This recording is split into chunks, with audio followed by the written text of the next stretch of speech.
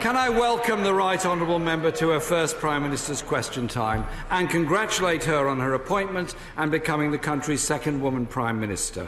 I hope that she will agree with me that this House and Prime Minister's Question Time should be an opportunity to debate seriously the issues that face our country and our place in the world.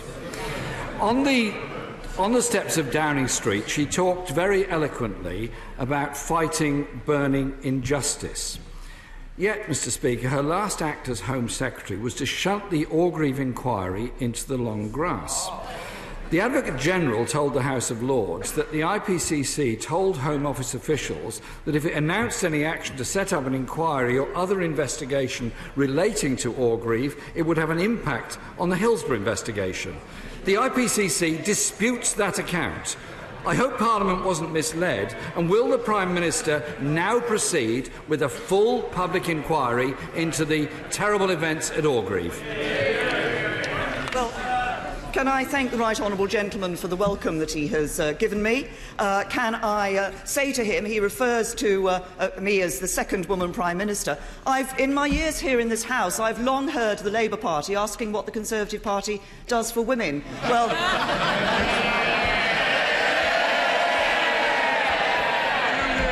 just keeps making us Prime Minister.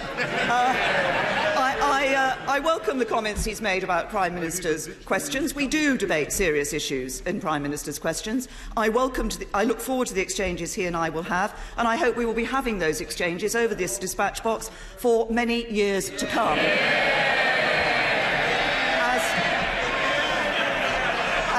As regards the Orgreave inquiry, I think the Shadow Home Secretary has an urgent question on that this afternoon, which the Home Secretary will be responding to. Jeremy Corbyn. Thank you, Mr Speaker. The new Prime Minister also said on the steps of Downing Street, if you're young, you'll find it harder than ever before to own your own home. In 1998, more than half of working households of people aged 16 to 34 were buying their own homes. Today, the figure is 25%, and the Resolution Foundation suggests this will fall to 10% in the next 9 years.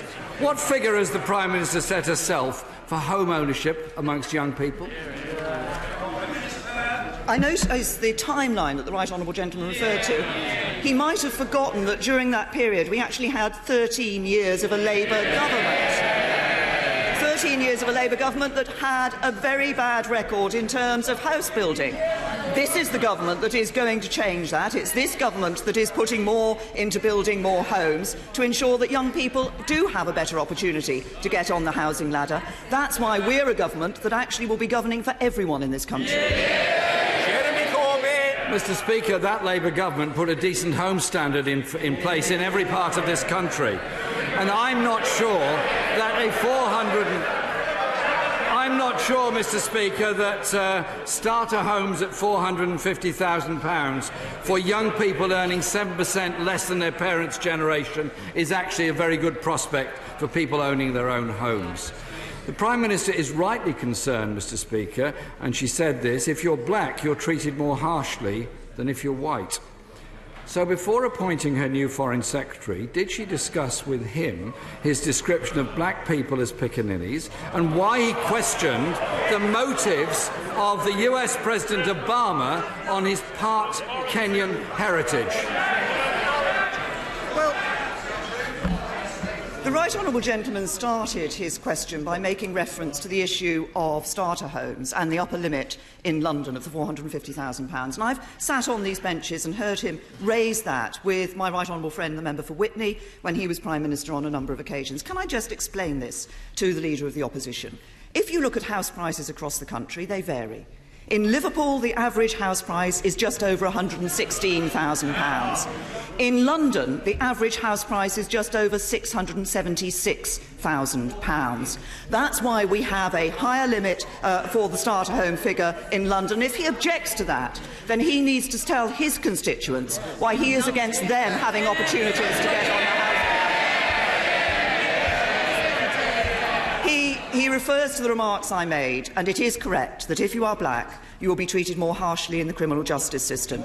It's exactly why, as Home Secretary, I dealt with the issue of stop and search. I was concerned to make sure that nobody should be stopped and searched on the streets of this country because of the colour of their skin. I did that as a Conservative. 13 years of Labour did nothing on it. Jeremy Corbyn! Mr. Speaker, my question was actually about the language used by the Foreign Secretary. Earlier this week, the new Chancellor abandoned the government's budget surplus target, as Labour has long called for. Her government is already missing its targets on debt, deficit, welfare cap and productivity. 6 years of government austerity has failed. The long-term economic plan is clearly dead. Is there a new one? No, it's the long-term economic plan that has actually delivered the record level of employment that we see today. And perhaps I could just put the right honourable gentleman straight. We have not abandoned the intention to move to a surplus. What I have said is that we will not be targeting that at the end of this Parliament. But he uses the language of austerity. Can I just say this to him? He talks about austerity. I call it living within our means.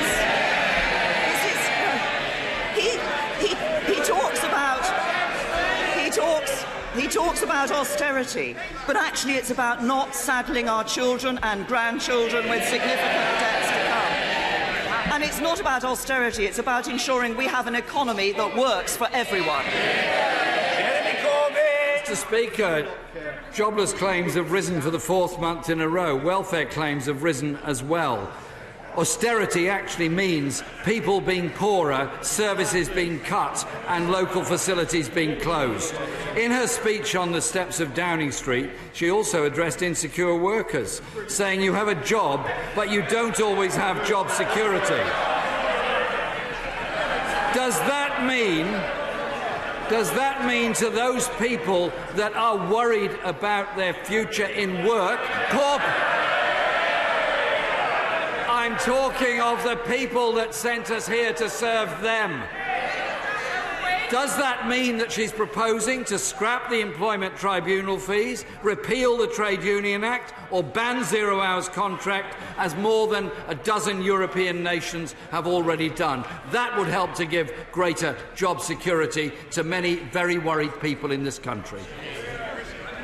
Again, I say to the right honourable gentleman, yes, I did say that on the streets of Downing Street, and I think it's very important that here in this House we consider not only what might be called the more obvious injustices, but actually consider the life for those people for whom they are in work but struggling to make ends meet. It's essential. That's one of the things that the government has actually raised the threshold at which people start to pay income tax, for example. But it's also about making sure that we have more well-paid jobs in this country, which is also what the government is doing. But he refers. I'm interested that he refers to the situation of some workers who might have some job insecurity and potentially unscrupulous bosses. I suspect that there are many members on the opposition benches who might be familiar with an unscrupulous boss. A boss who doesn't listen to his workers, a boss who requires some of his workers to double their workload, a boss, and maybe even a boss who exploits the rules to further his own career. Remind him of anybody?